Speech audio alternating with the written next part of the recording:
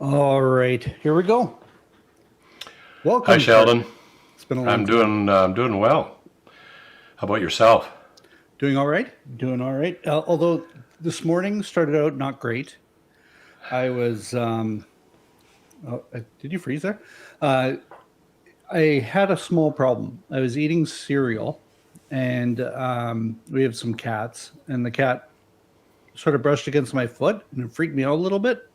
But I was holding my cereal bowl like this, eating, and it dumped onto my lap. And then in reaction, it went the other way all over my nice mechanical keyboard. Oh, nice. Oh man, that's bad. Milk on Yeah, your keyboard. yeah. So I have my old keyboard now. So I've got so that so that wasn't great. And then Oh, man. yeah, and then something else happened. Can But you flush off your keyboard under hot water as long as it's not plugged in and let it dry and hope for the best? well, I don't know. But Does that this smell? Yeah. this is a kind of keyboard you can take the keys off and clean it and do that. So I'll do A that. lot of work. And I did dump Yeah. it, but yeah, it was like cornflakes everywhere. And then Yeah. it made me ask the question: is it okay to cry over spilled milk if it's on a mechanical keyboard? Yeah. Well, I can see there may be an occasion for that, Yeah. Sheldon. Especially, I'm thinking about how your keyboard would smell after about a week of milk in it at room temperature. Yeah, it'll get cleaned tonight. Might start smelling like cheese Oh, it was or nasty. yogurt. Yeah, it was pretty nasty. The dog came in, he cleaned up some, and then yeah, the cats were all in here too. But yeah, and it was one of those days where it's like Nice. I have a bunch of stuff I need to get done this morning, and that didn't help. Oh yeah, it always happens when you have a bunch of stuff that needs to be done right now. Then some disaster hits. Yeah, but in Like good your news, my wife's yeah. making bacon, Ooh. so that makes almost everything better. Yeah, I know. That has that remarkable property.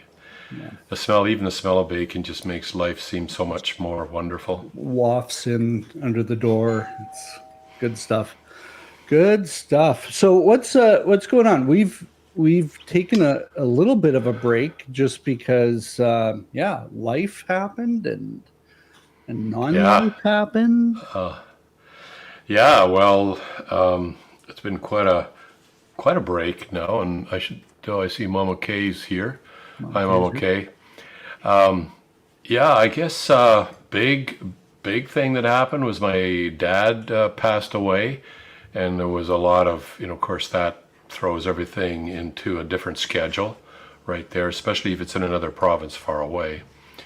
And then summer hit, and vacations and traveling just didn't seem to end. And then I had a podcast, which I added to the pile of work that I already had. And wow, that took way more time than I had anticipated, especially the editing afterwards and the planning ahead of time. So I did that all summer and finally packed it in. I just couldn't, I got too many exciting projects coming up to be able to handle that. And the hard thing with the podcast is, yeah, it's almost like putting together a show. You need to Yeah. you need to plan, you need to edit, you need to do all that. Where with a live stream, like you barely even need to get dressed. You at least I got a shirt on, Yeah, but you'll be happy to know, I say this from my audience, that yeah. I am fully clothed I here am and not also just fully wearing a clothed. shirt.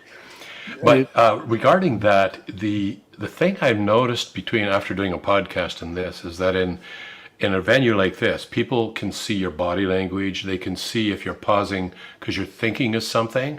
Where in an audio, you can't see. There's just this dead space, and you're thinking of your next word, but people don't know that. They think you're taking a nap or in a just nap. whatever. So, yeah, this is quite a bit different than a podcast, although there's a chance maybe someday the audio from these podcasts, I'm going to put that on or the audio from the live streams we'll put on my podcast. But Yeah, that's the way they But then go. again, people think you're sleeping when That's you're right. eating. Yeah, I listen to myself on my podcast, and I started to recommend people that they listen to it at maybe 1.5 speed, not normal. Yeah, my podcast player is always set at like 1.5. My wife Yeah, hates it. My wife can't listen to it, but yeah. man, you can get so much more done if you're listening at 1.5 speed. That's true, unless it's really heavy duty stuff where I want to process it while they're saying, Hmm. then I might slow it down. But normally it's 1.5, and if it's fairly light stuff, it'll be 2x. But that also depends how fast the person talks too. You get slow talkers and fast talkers. Totally. Totally. So, yeah, so we both over the last year and a bit lost a father. Hmm. And I think like, have you finished dealing with the estate and everything already, or is it still undergoing? Because like I'm like in the middle of it with CRA still. Oh, no, I have by no stretch of the imagination. And it wasn't because my father had some huge estate. It's because my father had absolutely zero organization or records of anything. We were fortunate to find the will. And then everything else was sorting through literally more than 1,000 pounds of paper to see what might be current, what might not be. And I'm way behind on filing the income tax for last year, but I'm somewhat like I know that Dad doesn't know anything. He didn't make enough money, so that's gives me some breathing space. But I've reached the point where I'm going to an accountant. They're going to take this over.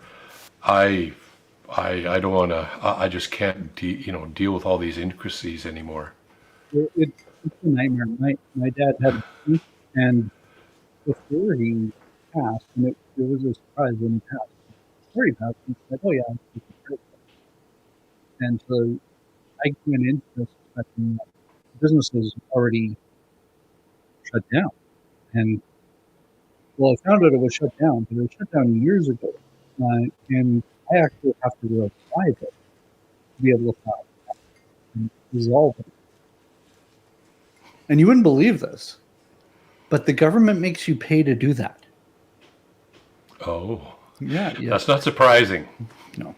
No. Anyways, yeah, that so I've been working my stress ball a lot over the last little while. Yeah, it's not fun at Yeah, all. Not fun at all. Yeah, and then what else have you been up to? So you've been doing some podcasting, shutting that down for a little bit. I noticed yeah, your YouTube channel has a few reaction videos.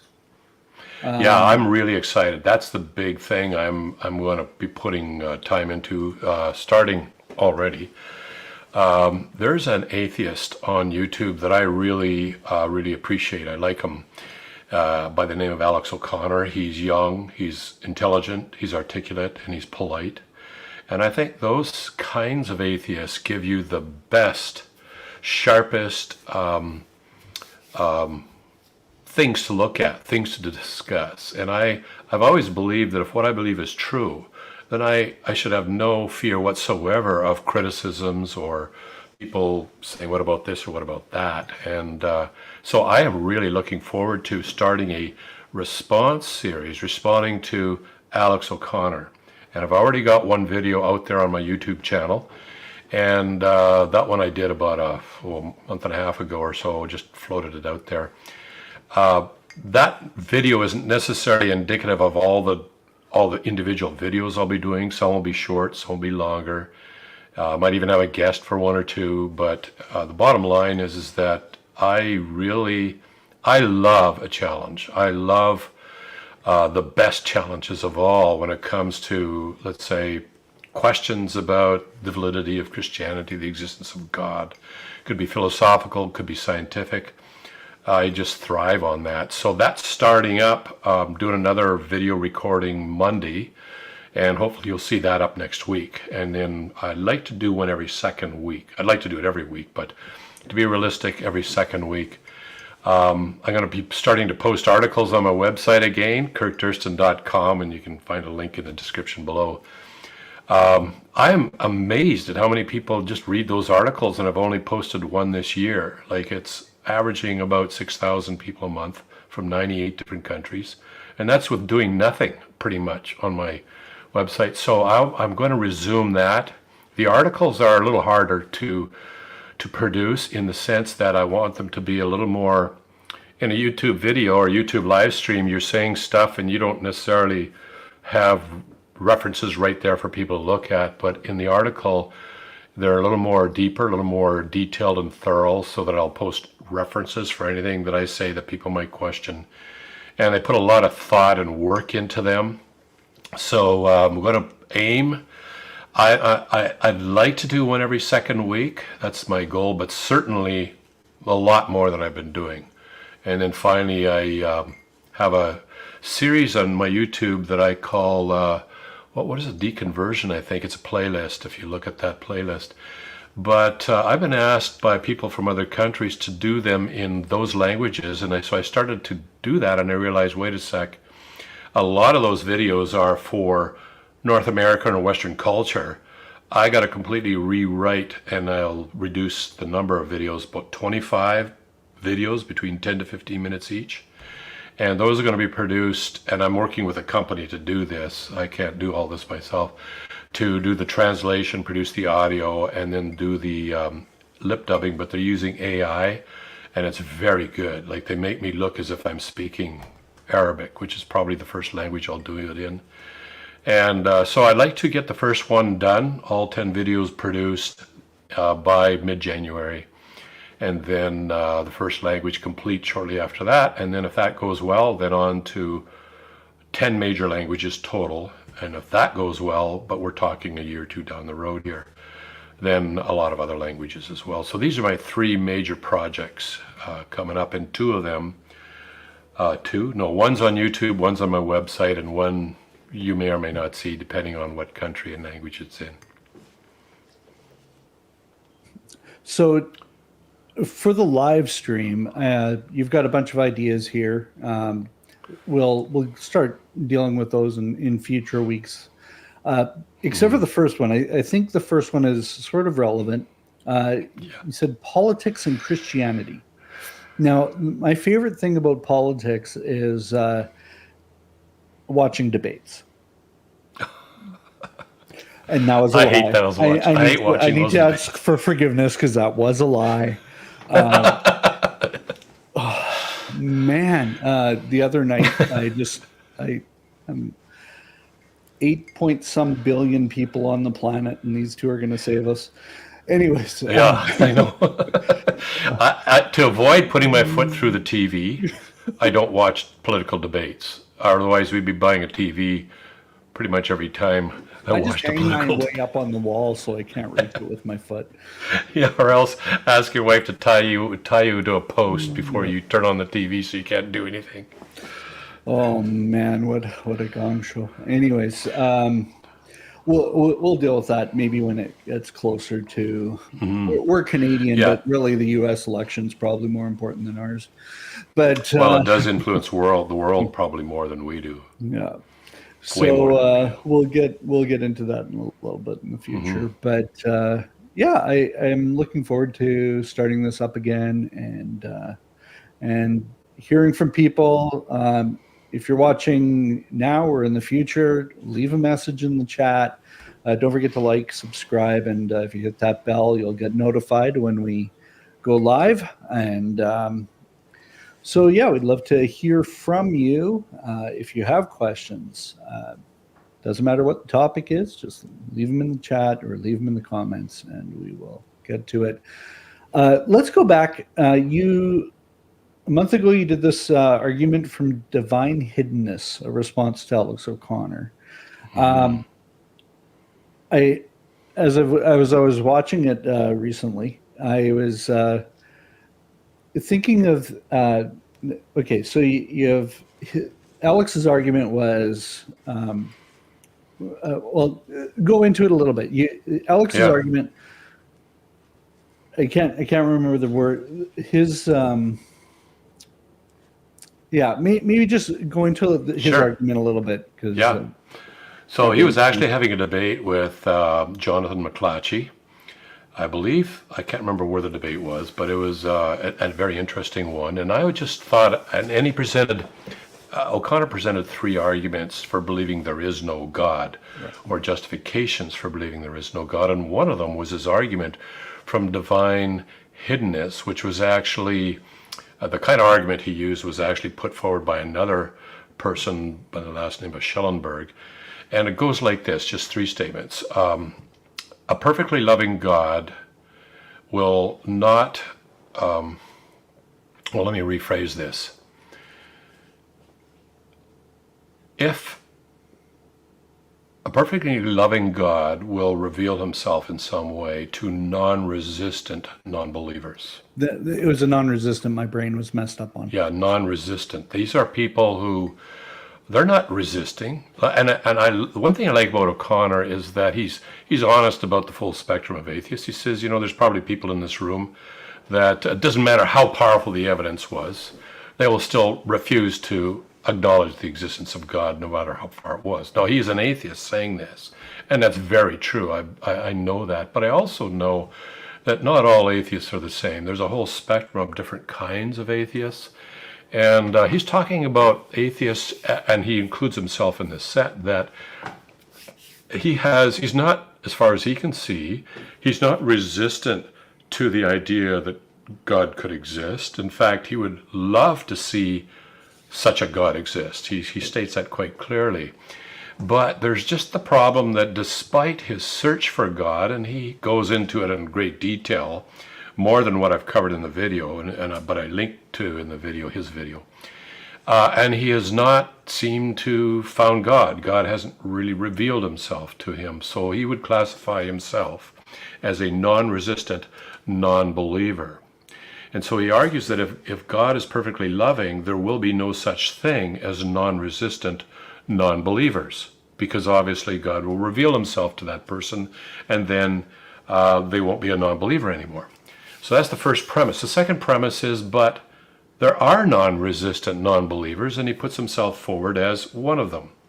Therefore, the logical conclusion is that there must not be a perfectly loving God. Such a God does not exist. And that's, in essence, his argument. And then he fleshes it out. And I have to say, he does an excellent job of fleshing it out. There again, click the link in the description of that particular response video I did.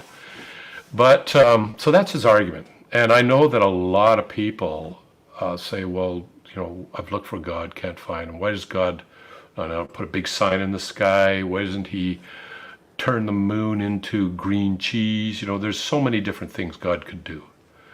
And he doesn't do any of that. So I'd have to conclude that the best explanation is that God does not exist. Basically, that's his argument, or the arguments given to me by others. So my initial thought was, okay, maybe the question is the expectation of how God reveals himself very much in the eye of the resistor, or the non-resistor in this case. Because if God is revealing himself and you're ignoring it, whether it's active or not, that breaks the argument down. If you don't know what to look for, or if you're hiding, like if you're doing this like with a 2-year-old in front of you playing hide and seek, that makes it sort of hard to have that argument. Yeah. And that's a good point, Sheldon, that God might be revealing himself to us in ways that, like say we're human beings, so we automatically assume, oh, God's a human being, and this is how I think and how I would do it, and therefore God should do that too. And right off the bat, we need to pause and wait a sec here. We're not talking about just another intellect on the same scale as ours. We're talking about the one who created the universe and the laws of physics and nature that govern the universe. We're talking about a being from whom come the axioms of mathematical logic, and a being who is the origin of things like beauty and honor and love and every good thing given. maybe this being, and we're talking about a being that does not depend upon material reality for his existence. In fact, he's the origin of nature, of material reality. So we really need to stop ourselves and say, wait a sec here.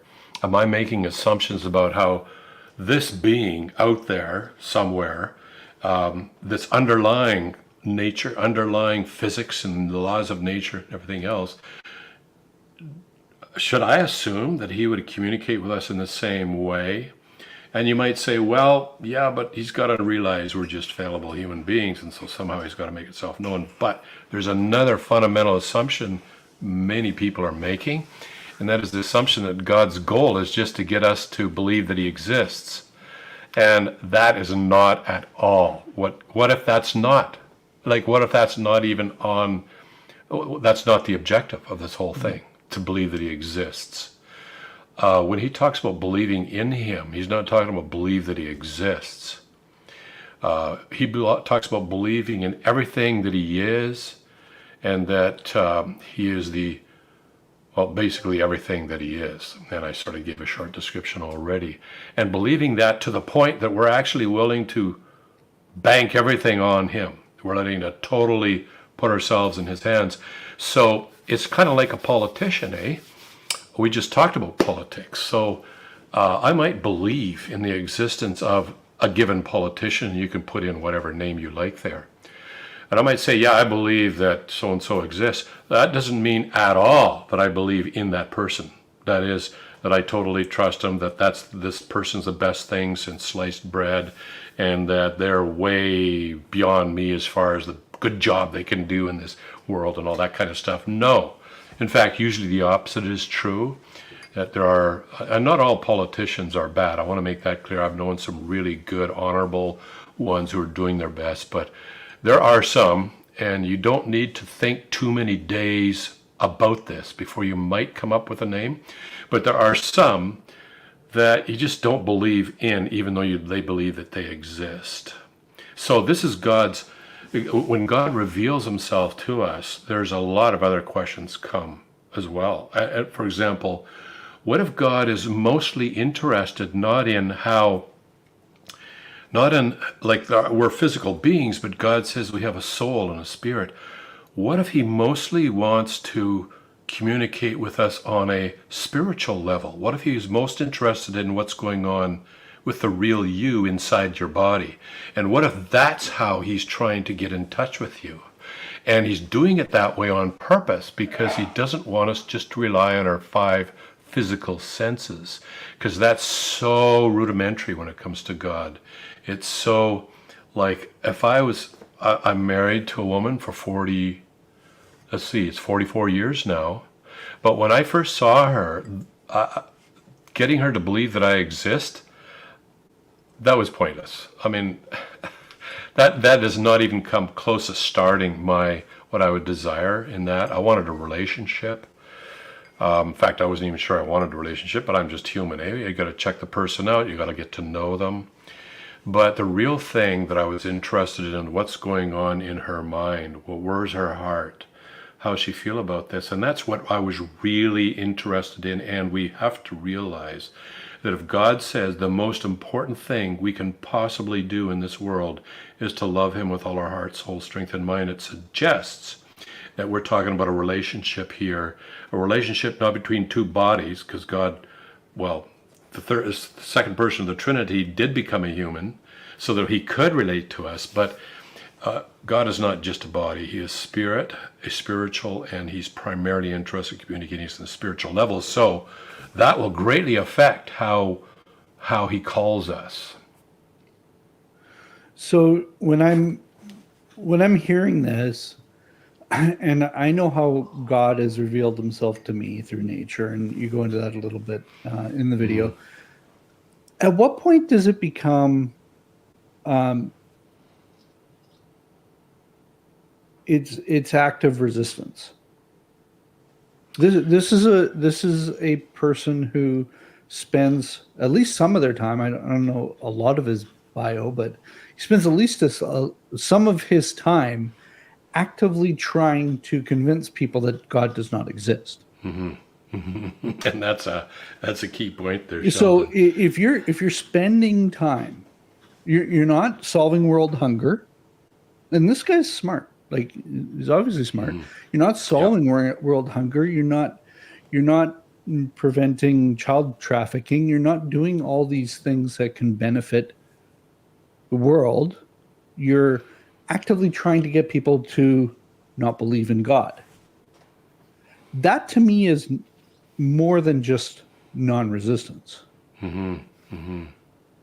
Yeah. Well, I think if I were to tell somebody that like, hey, you're resisting, you're not a non-resistant non-believer, you're actually resisting, I find there would be resistance to what I just said. So my strategy there is to see if I could get the person to do some thinking about their own response to the call of God. And my main point is that you can tell whether you're resisting or not by how much work you have to do to explain away the way God is calling humanity and you as an individual. If you find you're doing a lot of work, or you're putting yourself into elaborate alternative explanations, then you've moved out of the non-resistant category into the resistant category. And then you have to ask yourself, why am I resisting this? Why am I resisting? It's one thing to say, I think he's calling me this way. What are the other options to explain that? And you might look at that to see if there's some reasonable grounds, rational grounds for saying, well, maybe it's not the call of God. But that's not what I see going on for a lot of these, a lot of the evidence for the existence of God. I see people like Stephen Hawking, for example, knew, and he stated what the implications are if the universe had a beginning. He said, let's see if I can quote him exactly, the hand of God. You will have to invoke, quote, the hand of God. So he spent, I'm not sure which to use there, but he spent an enormous amount of his time, it seemed to be his primary focus, to try and figure out a way you could have the universe come into existence or not, like basically avoid the beginning. There is no beginning, like avoid a beginning to the universe. So he did an enormous amount of work, but none of it was, they were all mathematical models that fail in reality because there was at least one critical point of that model that did not map to reality, and that's the key thing. There's just one major essential point that doesn't map to reality, and what you have is science fiction, written in the language of mathematics, mind you, and not science anymore. So that's just one example. How hard do you have to work to explain away, like moral, for example? I say God calls us morally. Have you ever felt outraged when you saw some injustice? And how hard do you have to work to come up with a natural explanation, so to speak, that there really isn't some standard out there of justice and what's right. Rather, it's some sort of unwritten social contract, for example. But that doesn't work very well, because what if some other society has a different view? And we already go around saying that this society is better than that society, and automatically you're implying it's not a social contract anymore. There is some higher standard, and this society comes closer to than that. So what's the explanation? And so what we see is a long, convoluted, sometimes torturous explanation for why we have moral feelings and conscience and this concept of justice.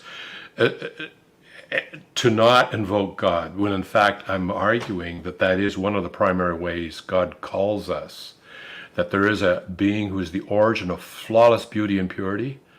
We've somehow messed up, but that he's built within us a perceptive ability to sense when we have messed up.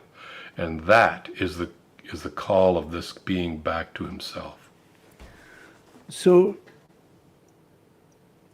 if God calls or gives the opportunity for everyone to get to know him, it's very clear there's no excuse in Romans. It talks about there being no Yeah. excuse. Is it just the spirit is not convincing someone? Like I think of the rocky soil and the different thing. Is the spirit actively not convincing someone, actively not revealing himself in that way? Well, that is a deep question because I'm sorry. some well, no, but it's a wonderful question. I mean, it opens up so many things to think about. But the bottom line is that, at least one bottom line, is that there is a fine line between manipulation and honest persuasion. And God, being the being that He is, who could possibly manipulate us better than God? But the problem is, if He says that the greatest and foremost command He's given humanity is to love Him with all our soul, strength, and mind, and it's not because God needs our love. It's not some egomaniac or some narcissist wanting us to love Him, because He clearly states He has already loved us to the extent of demonstrating that love in the most powerful way possible in a human sense. That is, by becoming a human and taking the demands for flawless justice on Himself and meeting those demands by dying for humanity. And there's a lot more to dying than just dying on a cross, and then rising from the dead. So He's already demonstrated His love for us. He actually loves us, but He wants us to love Him, but He can't, He refrains from making us love Him, because that's not real love. That's not going to, like, say, for example, when I first saw my wife that I mentioned, she was just a young college girl, 18. No, what was she? She was 19 no, she was 18 anyways. I could have, I wouldn't do this, it's just sick, but perhaps I could have dropped some mind-altering substances in her tea the first time I got near enough to her to hand her a cup of tea, and that would just make her totally compliant and say that she loves me. And that's the mark of a very sick person. That's not real love. It has to be real. So you're not going to force anyone, as Mama Kay points out. It's not going to be real love. It has to be somehow that God reveals Himself to us sufficiently for us to respond either one way or another, but not so blatantly that it just completely overwhelms and overpowers our ability to make a rational, to even respond legitimately to whether we love Him. For example, a rich man has a lot of friends. That's a quote you can find in many different cultures. And people would honestly think they really love this guy. They spend time with him. He's really good, but he's wealthy, and that he's incredibly wealthy. And so the problem with a wealthy person, or let's say an incredibly beautiful woman that men are just passing out as she walks down the street, do they really love her? Or is that man a real friend of that wealthy guy over there? And I've known wealthy people who completely don't give any indication of their wealth. And they want honest friendships, honest relationships. They never talk about it. You might be shocked to find out by the grapevine that the guy owns a company worth multiple tens of millions of dollars, maybe over 100 million. You might be shocked to find that out. I once talked to a billionaire on the beach. I had no idea he was a billionaire. Just a normal guy talking on the beach, and he would never want to reveal that wealth because he wants real relationships. And so that's kind of the predicament. There's a thin line between manipulation and honest persuasion. I would never want to manipulate the girl I married to somehow say yes to marriage. I wanted it real.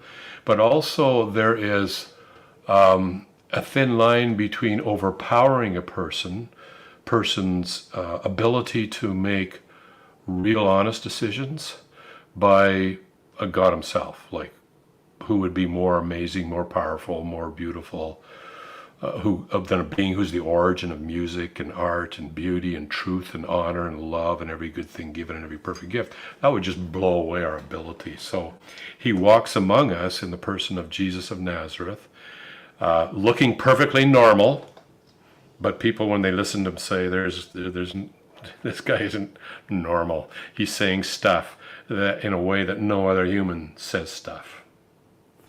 And it was the people that heard him that didn't like him that reacted in a negative way to that. And that's critical. Like, you would think if God himself showed up here, everybody would just flock. No, not a chance. You saw that. In fact, he got himself crucified. Now, he knew it was going to happen. He planned that it would happen in the right way at the right time, and he gave himself up. But when you are met with God, you would think that it's just all positive. Yes, I want this. That is not the case, and God knows that it's actually one of two reactions. You either, this is my theory, that ultimately we want to be God. We don't want any other being higher or greater than us. You see it all the time emerging in sci-fi movies and so forth. We want humanity in the end bankrupts that intergalactic civilization, so to speak.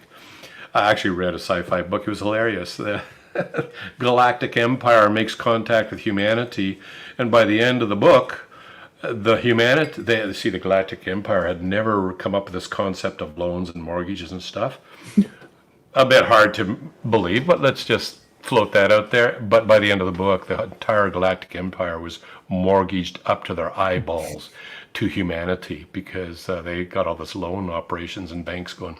But anyways, this is we have this innate problem of human pride, and it's just rampant today. In fact, in our culture today, you yourself are the definer of your truth, your morals, and woe be it to anyone else who blasphemes you as a god by saying something that offends you. And so there's this, it's almost like you don't want to blaspheme the real God, like say denigratory things about him but in this case, it's just amazing. And so there's this conflict within the individual. Am I the greatest thing there is?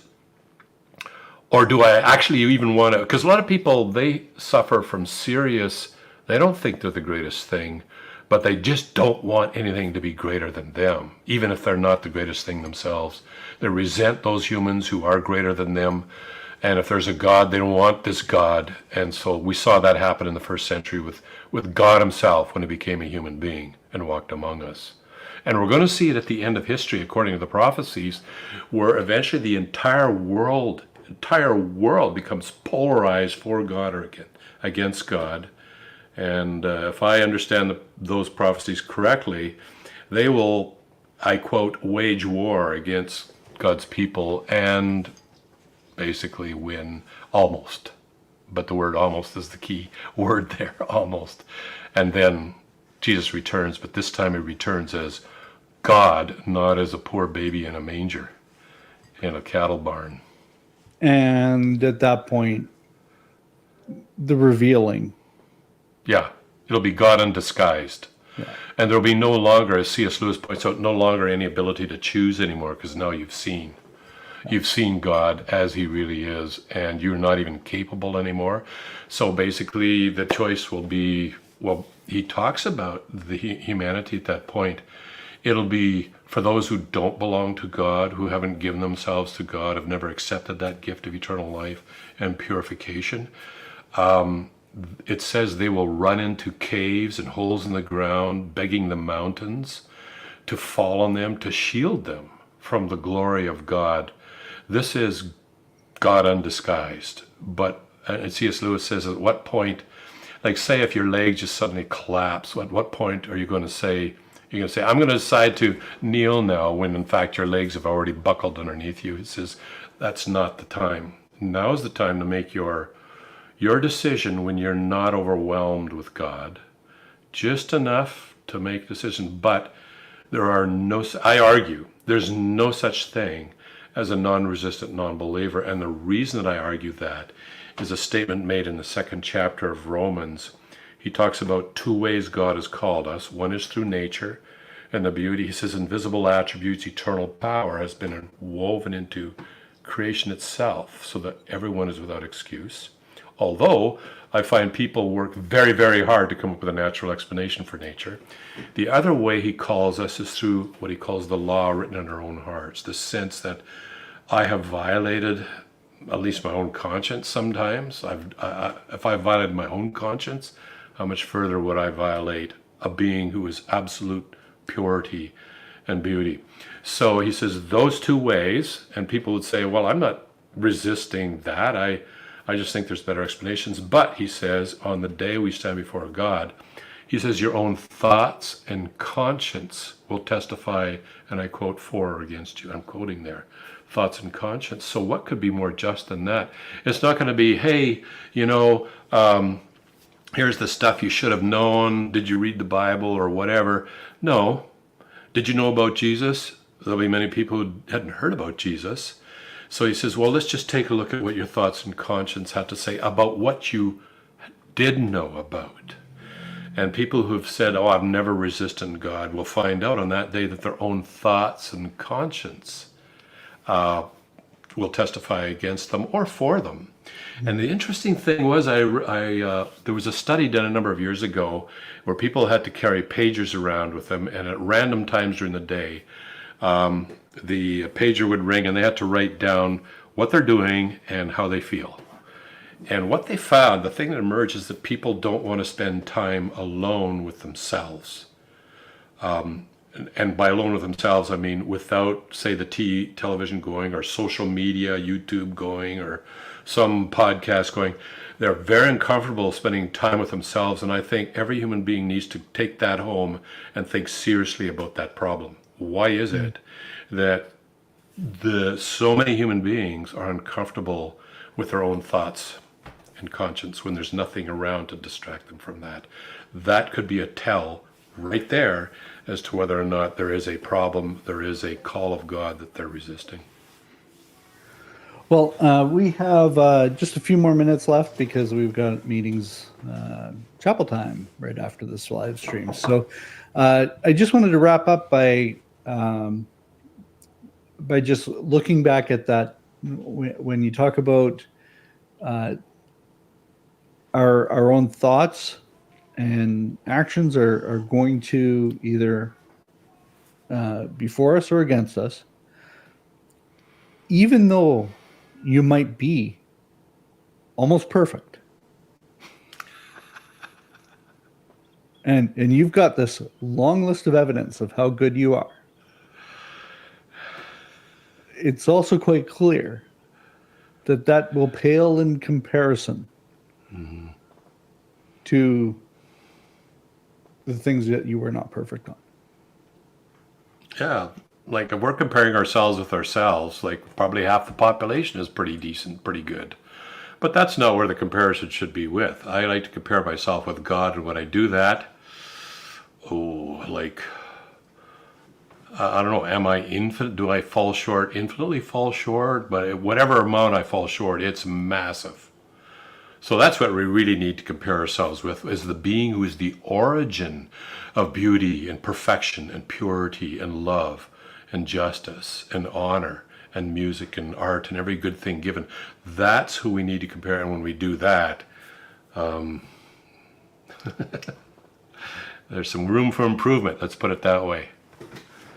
Yeah. On that note, if you're going through something right now where you think God might be convicting you of something or revealing himself in some way and you need somebody to talk to, reach out to us. Go to kirkdurston.com. If you want to send something privately to Kirk, send something in there. If you want to reach out through the YouTube channel and stuff, you're welcome to leave a comment. But we have these conversations because we believe that God is real and Jesus is real, and it's pretty clear to us that there's a path that God has for all of us. And so if you have questions or even don't agree with that and want to tell us, feel free to drop it in. We want to have those conversations. Mhm. Anything, Kirk, you want to share before we go? No, just check out my new YouTube series on Alex O'Connor. Check out my website, kirkturson.com. And if you want to talk, you want to put some comments or got ideas for topics to discuss, please let us know. Yeah, and if you have a favorite atheist or agnostic or somebody you want Kirk to do a reaction video on, or if you have a guest you'd like us to bring on the live stream, feel free to reach out with that as well. All right. Well, it's good talking to you again on too, the stream, Sheldon. Kirk. And yeah, we'll see everybody, I believe, next week. We're on again. So Yep. we'll Should see you be. all then. Yep. Bye for now. Bye-bye.